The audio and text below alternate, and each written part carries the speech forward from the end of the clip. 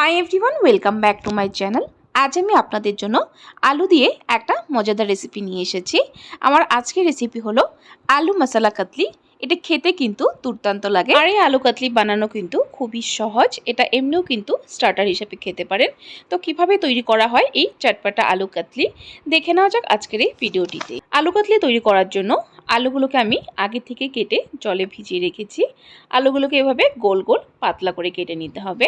আপনারা হয়তো দেখেই বুঝতে পারছেন কিভাবে কেটেছি আলুগুলোকে কেটে অবশ্যই জলে রেখে দেবেন, নইলে কিন্তু আলুগুলো কালো হয়ে যেতে পারে। তো চলুন বন্ধুরা, এখন আলু কাতলিটা তৈরি করে নিই। এখানে আমি একটা প্যান বসিয়ে দিয়েছি, এর মধ্যে দিয়ে দিয়েছি 2 টেবিল স্পুন পরিমাণ তেল।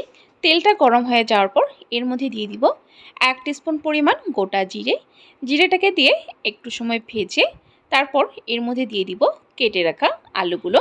আগে আলুগুলোকে ভালো করে ভেজে নিতে হবে। আলুগুলো ভাজার সময় কিন্তু আমি নুন হলুদ কিছুই দেব না, এমনি আগে আলুগুলোকে সুন্দর লালচে করে ভেজে নেব। আর গ্যাসের ফ্লেমটা মিডিয়ামে রেখেই ভাজবেন। সো দেখুন বন্ধুরা, এক পাশে আলুটা আমার ভাজা হয়ে গেছে, আলুগুলোকে আবার উল্টিয়ে দিচ্ছি। ঠিক এরকমভাবেই লালচে করে আলুগুলোকে ভাজবেন, তবেই আলুগুলো ক্রিস্পি হবে, খেতে ভালো লাগবে। আলুগুলো যদি নুন দিয়ে ভাজা হয় তাহলে কিন্তু ভেঙে যাওয়ার সম্ভাবনা থাকে, এর জন্য আগে এইভাবে ভেজে নিতে হবে।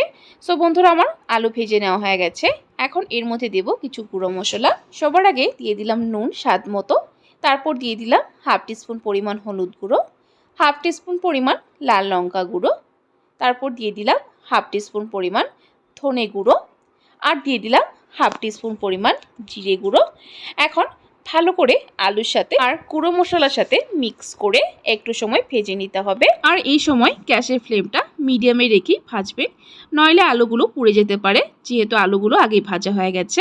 1 থেকে 1.5 মিনিট সময় ভেজে তারপর এর মধ্যে দিয়ে দিলাম ধনে পাতা কুচি, আর দিয়ে দিলাম 1/2 টিস্পুন পরিমাণ চিলি ফ্লেক্স।